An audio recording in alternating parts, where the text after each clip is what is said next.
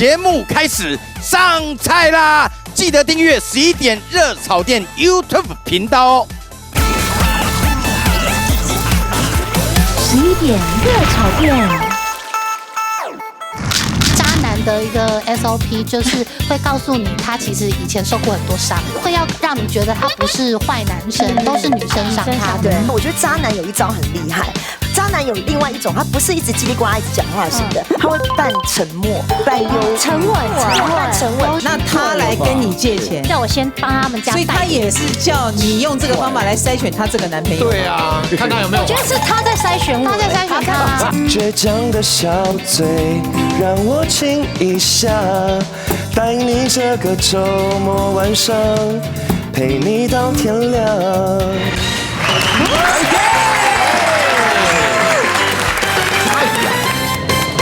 11点热炒熊猫菜，不呛不辣不上桌。嘿，常常听到一句话：男人的嘴骗人的鬼，对，女人的嘴舒服的嘞。谢谢你，女性之友。对，女生讲话声音很好听嘛。对。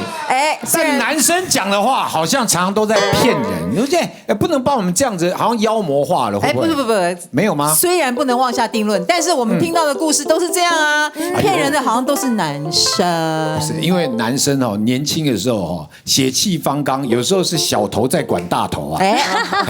所以说你不管讲什么，他都说好好好。假如要发生的话，那这样子我们就要在一起喽。在一起。那你就要交往，你就是我男朋友了，我是你男朋友，宝贝，那就要结婚喽啊！结婚，就是你不管讲什么，就是答应，就是那一刻，为了达到那个瞬间，就完了以后才去厕所自己在那边哭。我为什么要为了一棵树放弃整座森林？所以男生就不可能有清流。就是我啊！少来，你敢发誓？你敢发誓你就是清流？不敢这样讲。其实我们年轻的时候也是一样嘛，就是谈恋爱有些时候也就是根本还没有确定是什么状况，然后就跟人家讲一堆情话。对，这个其实是不应该的啦。所以今天我们就是来讲这个故事。我们今天真的就是分男女阵营。我们请来了几位我们这个女生阵营就是被男人骗过的、伤害过的来宾。真的吗？他们可以说是渣男磁铁哦。渣男磁铁们，来我们来欢迎艾雅、陈佳、欢迎。好，你们男生呢？我们这边当然也有渣男们，渣男代表，就男生代表就好了，好吗？OK 啦，我们欢迎明姐，还有立冬。对，是渣男代表。没有啦，开玩笑啦。我们是要来分享被渣男伤害的故事啊！你们那边要分享什么呢？他们可能分享他们被误会的故事。对啊，是不是？还是要来分享伤害人的故事？分享我们撒点小谎的故事了。偏诚实。因为女生她们讲她们自己被伤害的经过，可能是因为她们误解我们男生了。我们也可以稍微做解释。OK。好，那让你们先讲嘛。那第一位被伤害过的是，既然要来热炒，大声一点哦。好，来，第一位就是派出母羊座战将艾雅。你这个臭渣男，我听过最渣的一句话就是“只有你愿意娶”。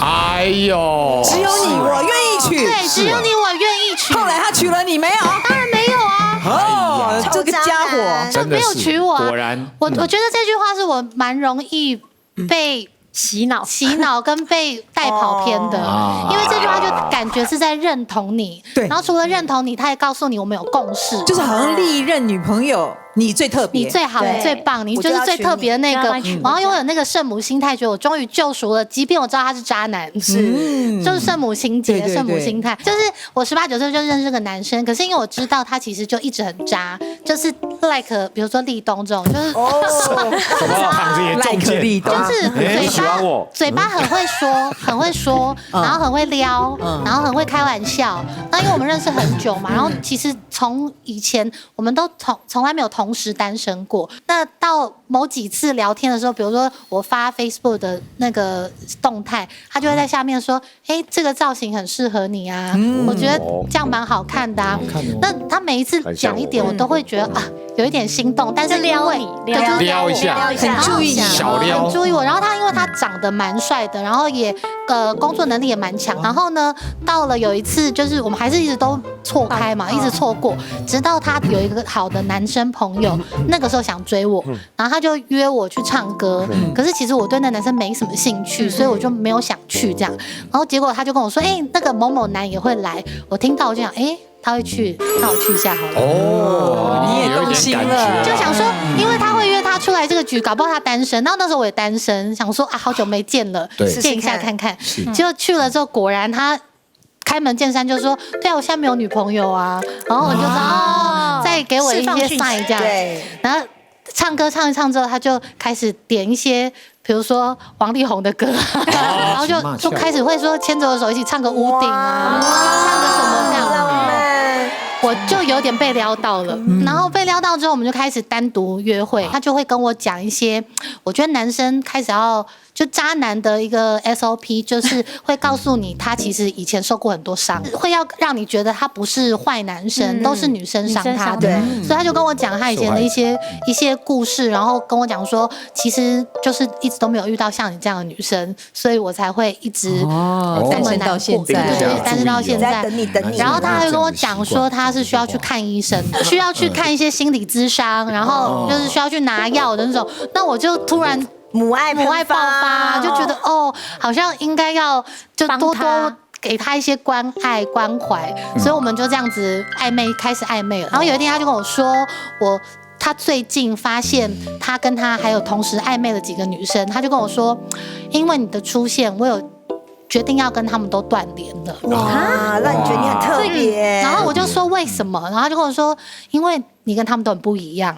我说哪里不一样？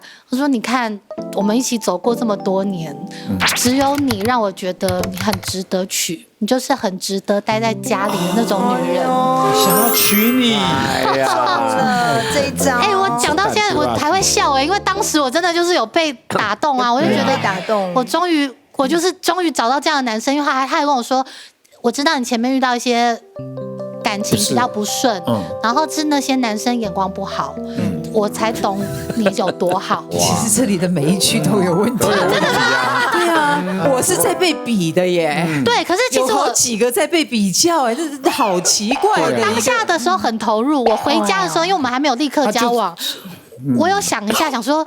好像有点不对劲，他就把我拿来，你是比较出来的感觉，他一直在。但那个时候，艾雅只想到说我是第一名，对，然后我就有种被称斤论两的感觉。可是称一称觉得算了，我第一名 OK 啦，就会自己骗自己啊，想说算了。小女生，对，然后反正最终我就是被他说服了，就决定跟他在一起。然后跟他在一起之后呢，我们只在一起20几天。20几天，突然间有一天，他就跟我说，很轻描淡写宝贝，我跟你说，还开宝贝开头，宝贝，我跟你说，你有没有觉得我们当朋友比较适合？我说你在跟我开玩笑吗？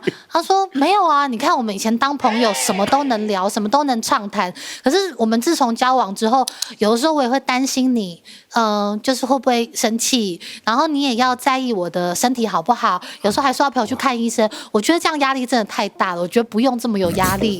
然后我说为你着想，对，然后我就说那你的意思是什么？他说没有啊，我就是觉得我们如果呢先分开一阵子，你让我再好好的去玩一轮，我以后一定会娶你。好烂，不可以这样子吧？要在一起的也是他，要分开的也是他。然后我就说什么叫你以后会娶我？就是那一刻突然醒了。前面他讲的都很渣嘛，我都没有感觉。可是，在那一刻，他突然跟我说，我以后一定会娶你的时候，这跟我下一次结婚会娶你有什么不一样？就是很瞎啊。然后我就看着他，我说你到这什么都不用再说了，我们分开好了。而且我希望你不要跟任何人讲过我们在一起过，因为我觉得很丢脸。然后我就离开他家了，扯得在后面。隔了2个多月，他把别的肚子搞大了，他结婚了。什么？然后娶的那个人就是他当时跟我说他暧昧，然后排在我后面的另外2个女生的其中一个。后来他在某一次我们不小心要遇到的场合，我们刚好前后在同一个地方遇到，他就传了一个讯息给我，然后说对不起，当时我真的是不小心把我老婆肚子搞大了，希望你不要在意。哈，所以意思就是说，不然的话我还会再回来找你。我觉得娶的人还是会是你我娶的。还是你。天哪！我就把他删除加封锁啊！我最后我才发现，原来他是渣男呢。那个时候才发现啊。我要问你，你们在一起的那20几天里面，亲密的状况大概有几次？没有到最后一步。意思就是说，会不会是到最后，对啊，最后面的时候，可能是你主压垮导他的，对，是不是？你就说，我觉得我们还要再等一回。对啊，他20几天内等不及耶。有可能到别人了。对对对对对。但是我觉得运气蛮好的，所以我觉得女生有时候，如果你还不确定他是不是渣男的时候，保护自己一点点，因为是避免你太快投入。没错，女生很容易会因为亲密关系，然后导致全盘托出，这样什么都要给他。对啊。但是那种你是他心目中的第一名这件事情，真的要小心。对，糟糕，你被比较的这一件事。对，刚刚讲说，我愿意，你刚刚怎么讲的？就是你在这么多女生当中，我觉得你最适合娶啊。是，但那个感觉不太对劲，就变成你是功能性的感觉。对，你只是其中一个功能性比较好。你只是其中一个，那万一之后面又出来另外一个女生比你更适合娶怎么办？那你就要被淘汰了。后来就出现了。对，的确是出现了。对，他们目前感情好像还不错，所以我觉得也是祝福他了。哦，搞不好他就是真的上岸啦。那我问你，艾雅，那他娶的那个女生跟你像吗？不像，而且是很美式、很野艳的那种。对呀，所以这个人的那个品味，对啊，变来变去，你要等他玩过一轮。以前也很多变，对啊，表示他其实也不知道他想娶的是什么。所以很多变的男生也是偏渣男的，因为他根本不知道自己喜欢什么型的，什么都要试试看，什么都可以啊。骗人的。那我们接下来要看看被害人2号慧文来分享一下你的故事。你这个烂东西！有钱能使我爸妈推磨，因为当时我交的这个男朋友，他就是爸妈不是很喜欢我，那主要是因为我的工作，他觉得混演艺圈女生就是可能金钱观比较不好。然后还有就是说，人家讲戏子无情嘛，所以那时候我就想说，他爸妈不喜欢我，我自己也不知道该怎么办，我也想讨他爸妈就是欢喜。然后有一次，那个我男朋友就跟我讲说，现在有个机会是你表现的时候。我说什么？他说，你不是知道我爸妈最近家里在装潢嘛，装修，那需要一笔钱。但是呢，他现在这个月手头比较紧，那我可以先帮他们家带电，然后借他这样子。他说：“你看，你带电的话，我就可以去跟我爸妈讲说，你看慧文就是借我们家，对，很大方，然后自己会赚钱，什么很努力，然后他爸妈心中就会加分。然后他又跟我讲说，像他这个人就是公会岛做会岛，他讲台语，他说我下个月会还，就一定会还。他还有讲说，就是他平时他会用借钱的方式给朋友，然后去测试这个人是不是真的可以交。”他就是用这种方式筛选朋友。那时候我就跟他讲说，好像蛮有道理的。你们智商是不是都有点问题？对啊，你到处借钱要钱什么来去回的，然后你觉得他这样交借朋友钱作为筛选朋友，对他借朋友钱，那他来跟你借钱，叫我先帮他们家，所以他也是叫你用这个方法来筛选他这个男朋友。对啊，看他有没有。我觉得是他在筛选我，他在筛选他看我借不借他，借不借？对啊，我那时候就觉得他是给我一个测试，所以我就想说，好，那下个月也不会说，就30天而已嘛。对啊，好像这边在测试。可是我就觉得好，那反正我就帮你一次嘛。所以我当天我就线上就转20万给他。OK。然后隔天又再去银行领了100给他，我借了他120。天哪！妈呀！这有借据吗？没有，就口头啊。可是因为我知道他家在哪，我也知道他爸妈住哪。你是为了收服他，还是为了收服他爸妈？都有，就会觉得说，他爸妈会加分，会在他们心中在你身上加分啦，就觉得说后来真的加分大概了吗1年多，在一起1年多，在交往1年多。演艺圈不够就好呀，够钱也当救恩家。没有，那都是我存的，很辛苦存。对，就加分了嘛。他为了要加分，姑且就是不论我赞不赞成，那后来有加分吗？你觉得？后来他就有跟我说，他爸妈就是知道这件事，然后他就觉得说我很棒，然后他他爸妈没有讲，可是他转述跟我讲，然后我就觉得好像有加分哦。对啊，就120万了，就反正就是付工程款嘛，付那个装修费，然后就到他讲的那个时期的时候，就说下个月还，时间到了，怎么完全没有提这件事情，讲都没讲。我想说是不是他忘记了？我就在忍，想说不要破坏情感嘛。然后就等到12月的时候，那时候跨年。然后他就是找了很多亲朋好友，大概40位左右，就办那种 barbecue 的 party， 然后还放烟火，烟火大概就放了5万多，然后又给大朋友跟小朋友每个人包红包。他说这就是算一个小过年，但是我帮他算一算，哇，加起来应该有超过10万。我想说，你身上明明就有10几万，你为什么不还我？你要去办这个 party， 他就是用你的钱啊。对，这就是我的钱但是我那时候我就忍着，我想说，好，事不过三，我先忍着。然后后来就到了过年的时候，1月还有玩牌，然后那时候玩牌赢了，他带着他那个亲戚堂弟去，然后有赢钱，他就分红给他堂弟，然后可是就没有分我，没有分给他。然后我说啊，分红给别人，好吧，算了，我就。也不要忍了，对我还是继续忍，忍好久哦，对呀，可是因为过年啦，然后又到了之后，有一次导火线是什么？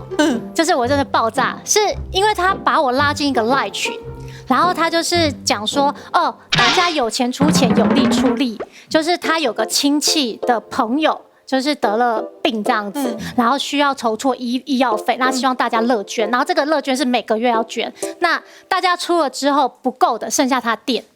我听到这我整个爆炸对，因为我觉得想说好有爱心哦，你好有钱哦，你有钱乐捐，当好人好事代表，可是你却不还我钱呢？对啊，所以我那一次我就忍不了，因为那时候从借钱开始到那时候就是我爆炸那一次，大概是半年，已经半年了，半年，你多忍了5个月，拖了5个月，我的天啊！5个月，我后来就直接跟他讲，说，你有这个实力可以当好人好事代表，你为什么不把钱还我？后来快点，后来他就是听到，他想说。可能有点吓到，他没有想到我会去跟他要钱，然后就他当天就把那个剩下的钱，就是欠我的钱，全部还给我。120岁的哦，所以他其实是记得他有钱，然后他也还给你了，120万还了，对，就还了。那干不早点还？对，所以我觉得很气的点是他明明身上有钱，然后故意不还我，他就吃定你，所以我觉得他是吃定我。各位姐妹们，真的不要借另外一半钱，你真的是吃了哑巴闷亏，你知道吗？你后来有没有跟他分手？我后来就没有联系了。OK，对，但他这个故事还算有一个好的 ending，他钱又拿回来了。通常我们听这个故事后面连钱都没有了，才两失，什么都没有，也还算是一个迷糊的人而已。对，就是我还好，我有开这个口，对啊，这样我们就觉得那男的不渣，是你傻，那个人迷糊，然后你也傻，对啊，你应该要立借据的，这么久干什么？我没有想到这件事情，而且你要跟他算利息，对啊，半年，如果拿去投 ETF， 我赚多少钱？对啊，把利都拿回来了，现在连 ETF 都会了，不错不错。我们这边有2位受骗的代表，或者是2个故事，你们那边呢？对啊，我们立栋就要问一下了，对不对？要平反一下啦，因为感觉他们都是受害者嘛，然后可能转到这边，可能我们也骗过人，没有，你加害者，我要反指控，不是我骗了你，是你骗了我。女人也会骗人，哇，到处劈腿是为了学术研究。你看，我在当上班族的时候，然后我交了一个女朋友，她是一个在读研究所的研究生，她这个人也漂亮，家境也不错。然后呢，但是我后来发现她有一个致命的缺点，就是她很喜欢骗人啊。很喜欢说谎，然后可能已经变成惯性说谎了。然后比如说呢，有一次他跟我说，因为他除了读书之外，他也想要运动，所以他就说他去健身房。因为那时候我们他有时候会来我那边住，对，他就健身完回来，我说不对啊，你去健身房为什么你全身上下都是火锅味？然后他就说了没有啊，因为他那个教练是魔鬼训练。身心都要锻炼，他就说他在练完之后，他们教练就故意会煮火锅，然后呢看着他吃，他不能吃，然后他就是要锻炼他就是健身嘛，你要控制饮食，大家都在吃，就你不行，就他就说我很严格，我对自己严格，我还没吃哦，你凭什么怀疑我？好，那这样反过来这样讲，对，他还指责我说我疑心病，睁眼说瞎话，对对对，但是睁眼说瞎话的能力跟你差不多。对，因为他们要做学术研究嘛，所以他们常常要跑图书馆，去找大量的那个研究资料。然后呢，他有一次也是很久了，我想说那么晚为什么还在图书馆？我打电话去，他就说他在图书馆就做学术研究。然后呢，可是我听到电话那一头竟然有唱歌的声音。对啊，然后我就说，我就不对啊，我等下要打电话过去，又安静，又没了，又没那个声音了。然后我就说奇怪，我刚刚有听到。以前好像有声音哎，就是唱歌的声音。他说：“你不知道现在都有有声书吗？”有声书啊！我也觉得，我也怀疑起我自己的哦。对啊，对，好，跟不上时代。他就好像是一个让你，他总是找到理由，但是你就觉得他一直在骗你。他蛮机智的耶。对，然后后来呢，好几次是透过朋友，我朋友跟我说，其实我在某聚会。有看到你女朋友说是谁的限动，有看到你夜路走多了，对。然后后来呢，我就直接把那些就是证据，就是他们我就那我请那你前面看到的话，你拍照给我看，对，就拍。然后我就有一天受不了了，因为这个事太多了，我就直接跟他摊牌，我就说这是不是你？这是不是也是你？哦，你有截图下来？对，我就请我朋友真的截图那些证据，然后呢，他就说我必须跟你道歉啊。这么多男生之中，我对你是真心的。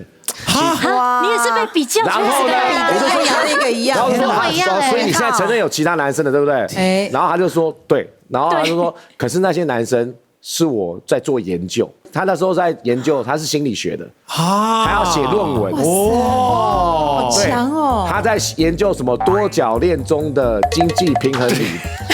经济平衡理论，哇塞，身体力行呢，然后你就相信了吗？我没有相信，怎么可能相信？鬼才相信，鬼才相信。所以我那时候很难过，我就当天就说，那你把这些因为他那时候有住了我家的东西嘛，我就说，请你把这些东西离开，然后请你离开我的生活。男生跟我讲，我可能会信哎。对，你会信？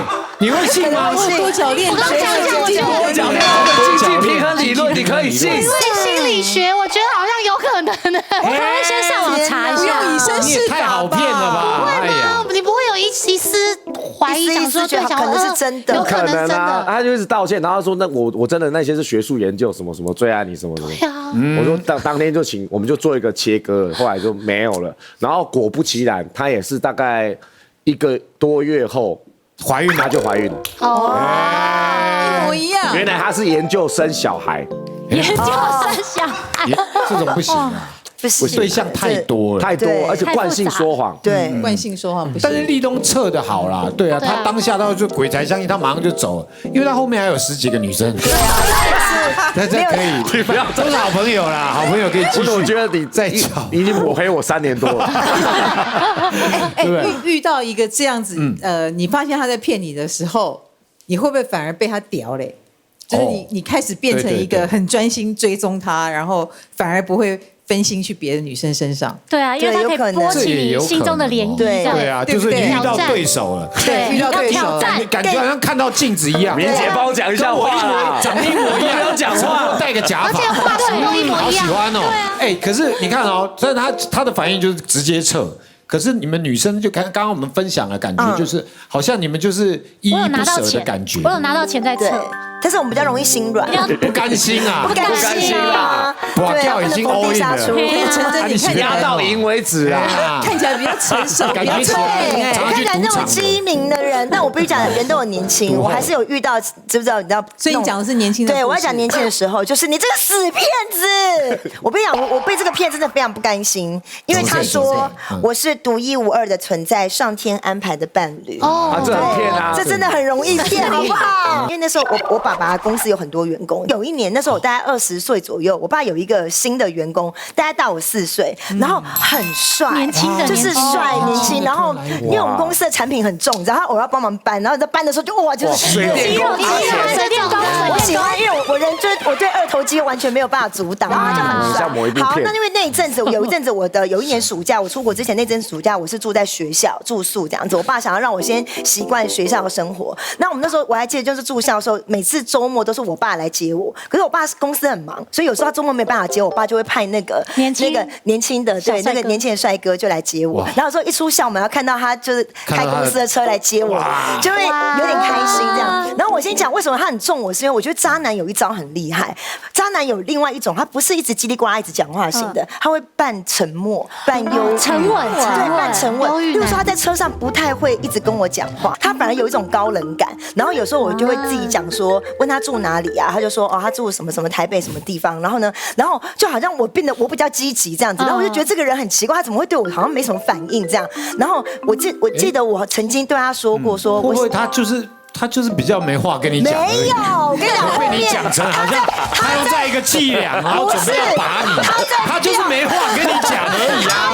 你的自作多情，他在放长线钓大鱼 ，OK？ 吗？因为我跟你讲，因为我们就有一次在车上不知道聊到什么，我就讲说我喜欢孝顺的男生，但他都没有接我的话，我就这样。然后过了有一阵子之后，你自己跟讲说我喜欢孝顺的男生，安静的，对，他接我。可是过了一阵子之后，他才释放让我知道说，原来他跟他妈妈住在一起，而且他住的那个地方就离台北医学院很近，因为他要带他妈妈去复健。然后我那时候想说，他为什么当初不讲？他为什么过了这么之后，他才会告诉我说，原来他跟他妈妈住在一起，然后还陪他妈妈看病，所以那个分数就加更多。为什么要讲？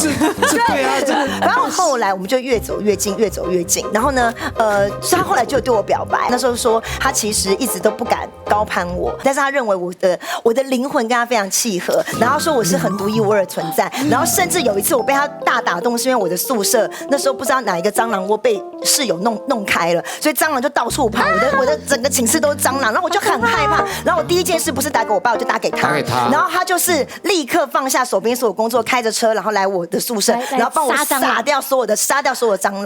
英雄我就觉得是英雄，中了。可是你是因为你是千金啊，那他等于是公司的员工，你叫他做这件事情，他去做很正常啊。没有，可是我就觉得他是放下，他当时手边还是有工作啊，他就是放下手边工作，然后来救我。超人放下一切，然后飞到你身边，对，而且连我的室友都快中了。我室友说哇，他真的很 man， 你就很容易被那些声音就是影响到，就说为什么你爸公司会有个这么帅的什么之类的这样。好，反正我们后来就真的就在一起，然后在一起我没有跟我爸讲，就不敢跟我爸说，爸一定会杀了你。我就是安静，就没有跟我爸讲。然后我们就是私底下在一起。然后呢，有一次我就去他家，然后呢他就说他要去厕所啊什么之类，我就在客厅等。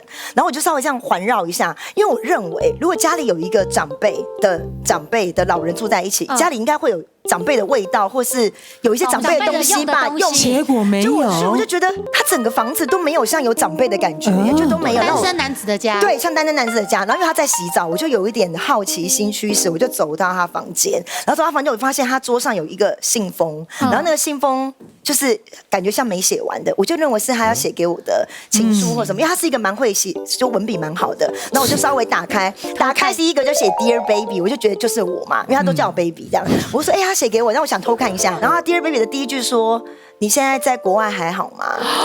然后我在这边很想你。然后我想说国外什么国外？我在这边啊，为什么会有国外？然后我就仔细看里面的内容，我才发现它里面写什么？它里面写说我现在跟这个千金已经到很熟的了，然后我们也在一起，但是你千万不要吃醋，因为很快我就可以借由他赚到第一桶金，然后我就可以娶你。我不知道他在写给谁，他就是有一个对象，然后我就开始回忆我们之间的对话，我就发现他常常在跟我讲话的时候，都表现他非常有上进心，然后对公司怎样，他可能常常想要8点档哦，他想要借由你，就跟我爸说什么对，然后他也其实真的，因为一开始他只是我们公司的一个小业务，然后就是还要帮忙搬一些公司的产品，然后后来就慢慢一直晋升，然后我就想说，所以他真的是在借由我，然后你是跳板对之类的，他还在信上写说。很快我就可以赚到第一桶金，然后我就可以娶你，所以他有一个爱人在国外。我觉得最狠的是他最后求我的时候，我真的想要快哭了。如果他求我说我真的爱上你了，他如果你知道掰一下像立冬那种，就是掰一下，我本来想骗你，但我现在爱你了，那我也 OK， 对不对？巨蟹座可能会信哦，巨蟹座可能会信，就是我本来真的想骗你，但我现在爱上你，我就信。你知道跟我说什么？我拜托你不要跟你爸说。坐实了。请你不要跟陈总讲，他就叫我不要跟我爸讲，他承认了，他承认对，我真的立刻下午就是跟我爸哭了，不是，好伤心哦。那我就要做到这个月底，真的，所以所以他的反应很糟糕嘛，对不对？想要请问2位，当下应该要有什么反应？他确实有上进心呐。哦，只是他的工作是你啊，他当跳板，他没有骗你啊，对他没有骗，对，他的工作一直都是你啊，你就是他的工作，就是照顾你啊，你是他的对象，就变成说他是工作的一部分，你是用这种方式来，就我其实是客户啦，就他一开始的目标其实就很明确了，我觉得是这样子。那明杰，我不相信你会被骗，我觉得你就是骗人，对呀，对不起，我骗了你，答应为你写一首专属情歌。这样唱歌真的是本来要写，结果根本没写。对啊，我曾经是说才华不够的意思。不是，我曾经有答应过一个女生说要帮她写歌，她那时候是我的对象，因为她看我做音乐，她说你什么时候要写一首给我的歌啊？这样，我想说好，那不然就找个时间写给你这样。讲着讲着。也都忘了，意思是说，你就一直没有唱一首属于他自己知道你是为他写的歌，这样。对他希望我写首歌给他，那我听一听也都说啊，我说我会写，我说但是我真的很忙。你这样跟那个慧文讲的那个他的那个渣男是一样，我会还，结果会还，结果没还，到后面我们分开了，我这首歌我也还是没写啊。对，那你比我遇到的还糟哎。对，但是因为这真的就是没有时间，因为对我来讲要写歌是真的要灵感啊，我也没有那个灵感，可以这么讲。哎呀，就是不爱啦，就是没有灵感，对你没想法的概念啊。那后面结果我们有一次在外面遇到，因为我们其实分的还蛮 peace 的，我们还是可以当朋友的那种关系。他就说啊，你说要帮我写歌。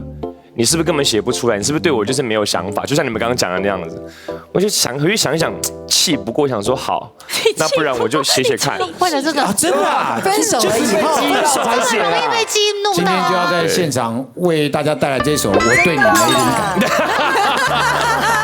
不是，这歌名是这个，这首歌名就叫做《我也很想你，但我很忙》。啊？真的假的？因为真的很忙，没有时间，没有时间陪他也好，或是帮他写歌也好，我就真的用这个想法写了一首歌。哎呦，这太酷了吧！我就以这个想法写了这首歌出来。真实哦，对，真的有了。那如果你有在看这个节目的话，这首歌是迟来的歌，我是写好的，送给你。掌声鼓励明杰要带来这首歌曲。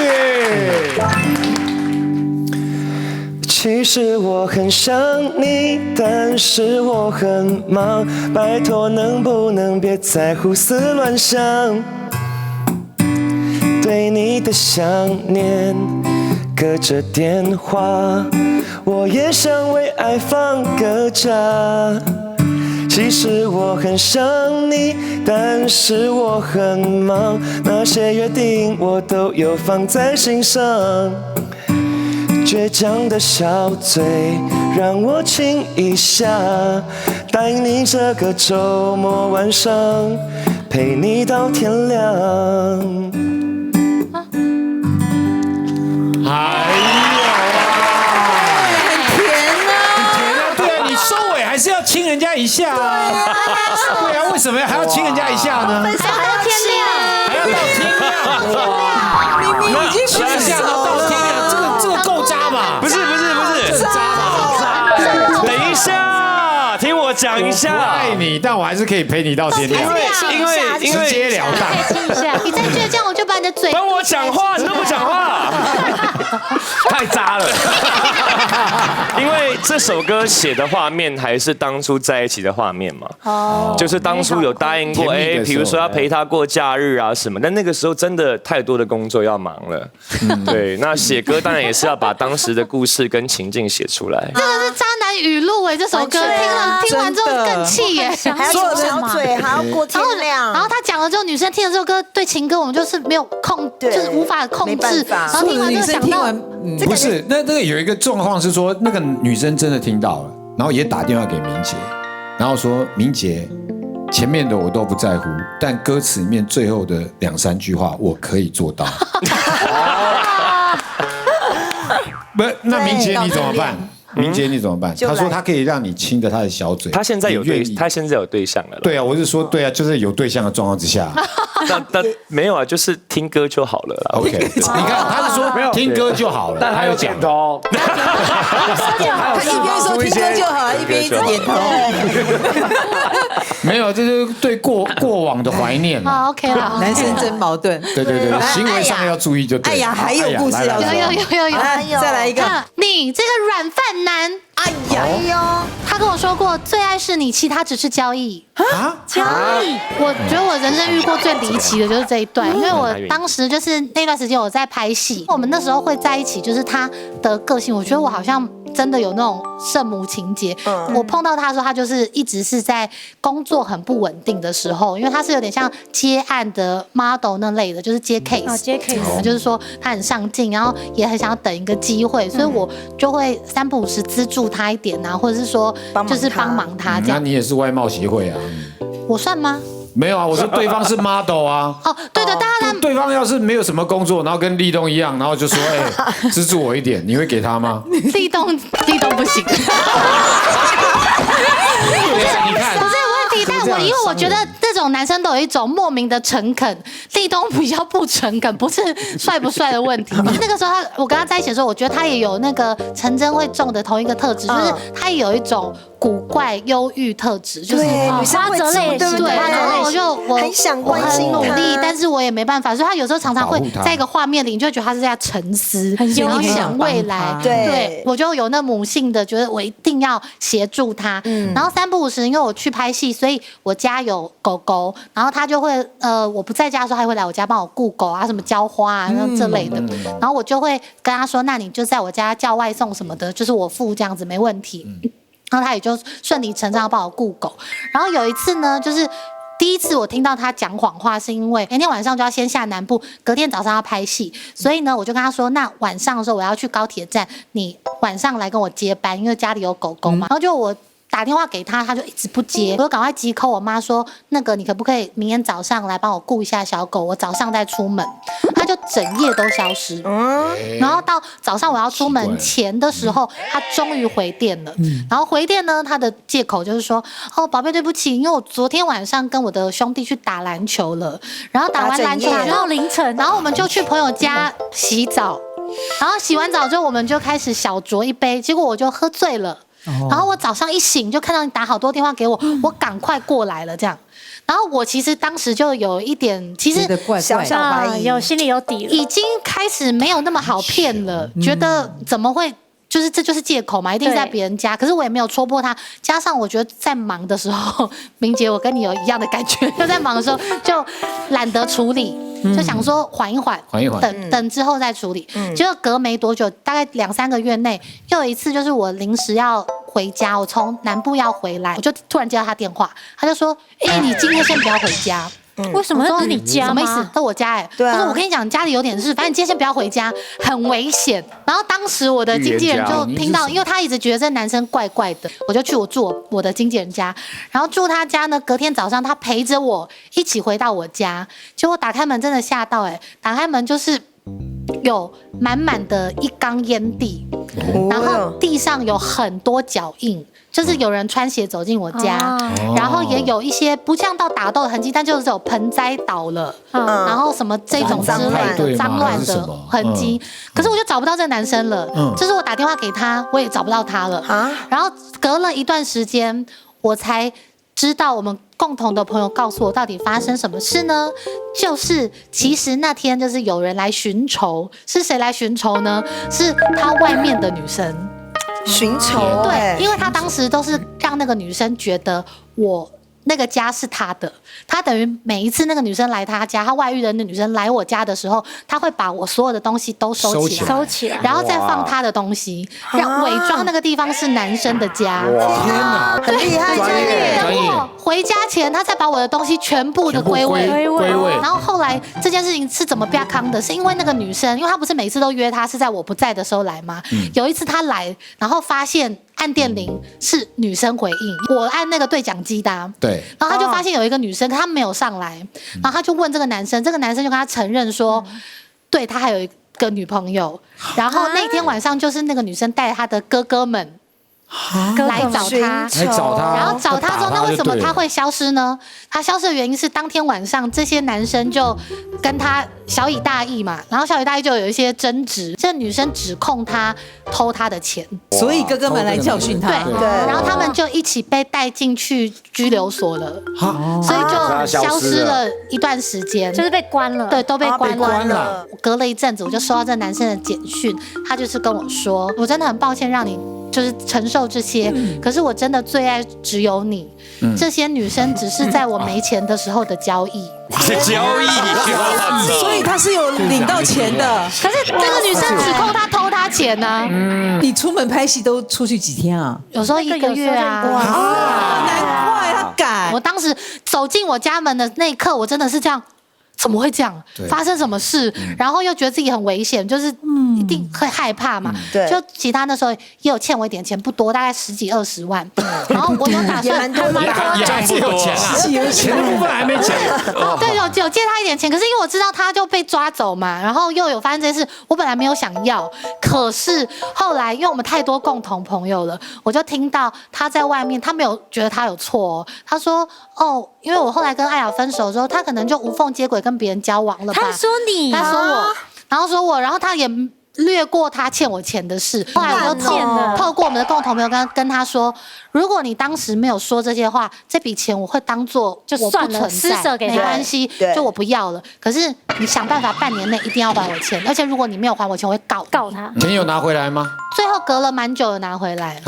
那就好。你们都遇到上进男呢，他们对你们都是有上进心的。他们接你好会说话啊，就是因为他们成为了更好的自己。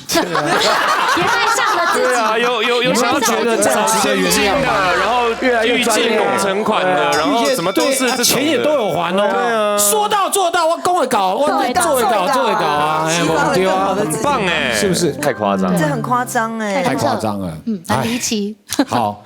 但是这个男生至少最后还是有还钱的啦。好了，那立东，我们最后还是讲一个骗人的，你真正骗过人的有没有？对不起，我骗过你。胸大胸小不是问题，我只看你的心。一听就知道是假的，他就是知道胸大的。这不用骗啊，因为一听就知道是假的。对啊，因为大家都知道，因为我历任交往的大部分都是像《大展宏图》里面讲，连关公都点头有料的。我交就上回比较丰满的女朋友这样子，然后我就有一次呢，跟一个女生也暧昧，然后呢。但他就不是属于那方面有料的，对，有料的，就有头脑的，对，有头脑，然后也漂亮，然后人也好，然后我就觉得那时候，但是我很想跟他在一起，所以我就交往了这样子，然后可是交往之后，我们还是会回归到你的本性，你天性嘛，他就会发现你可能平常在滑手机。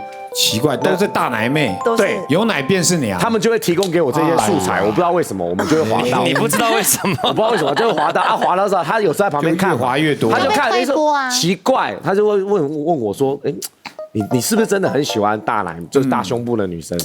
然后呢，我就说也没有啊，我就说我注重的是内心层面的沟通，跟你这个人漂不漂亮，所以不是胸大胸小的问题。所以我说你想太多了，哇，太渣了，然后后来有一天，他就突然跟我说，他就认真的跟我聊说，那你觉得万一我去隆胸虎地怎么样？隆胸虎地就是我去弄一些胸部怎么样？我就突然也觉得，我就随口答应。其实我心里是雀跃的，澎湃。我说你终于正视你的问题了，那是你提的哦，那是他提的。然后我就假装不在意，我就说好啊。然后我就说 OK， 而且我这个人是怎么样？使用者付费。你还帮他出钱？你会嘛？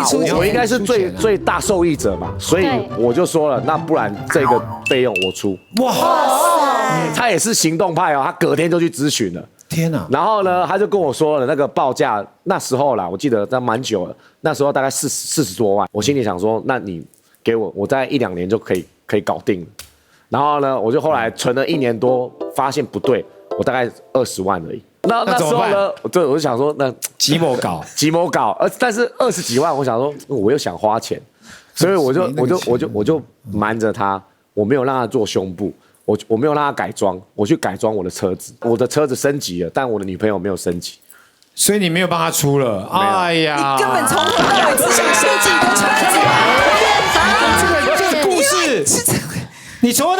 那个心吧？你少在那边什么我有使用者改出出个车子而已啊，讲而已。是要把那个人格有问题耶。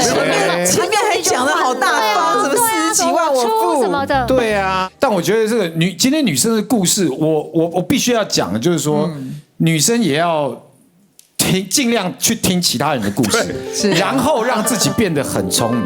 对，我觉得要这样子，是的，不然的话会太善良，太容易自己脑补。对对，你自己脑补，然后帮那个男生着想。对对对。那其实男生有些时候觉得说，哎，我好像本来不想骗你，哎，看你这么傻，那还是骗一下好了，不骗你对不起自己的感觉，你知道吗？哎，有一点这种没有啊，人生就是这样历练过来的啦。对对对，哎，没有错啊。你要不要也讲一个自己骗过人的故事？我自己是以前年轻的时候，大概学生时代比较有这种，就比如说曾经可能跟比如说2、3个女生，同时间可能都会出去。暧昧。同时间就是我跟他约会啊，然后我也跟他约会。可是你约到后来，你就发现说，哇，真的 handle 不了了。很累哦，就是时间管理也是蛮麻烦的。时间管理真的没有办法，因为你跟他出去，那你要人家会问你说，哎，你昨天晚上跟谁出去？没有啊，就跟去跟同学怎样。这个撒谎撒久了很累哈，太累了，结果就单身到现在。没有，就是这样子哦。所以说，我觉得这也是报应。你知道吗？就是你开始觉得说，哎，在自己的人生当中，到底要找什么样的一个伴侣？你有没有真的时间要去陪伴他？如果你时间也给不了，然后你的就是诚意又不够，那你这样子怎么办？我觉得谈恋爱就是诚意啦，也希望每一个人在路上被骗个几次没有关系，对，累积了一些经验，然后最终呢，好好的遇到一个对的对象。然后2个人能够好好在一起是最重要的，没有错。哎，希望你们都能够遇到良人啊！对，谢谢啊，今天也谢谢2位渣男老师，谢谢，感谢大家收看，记得订阅11点热炒店 YouTube 频道。See you next time, together forever.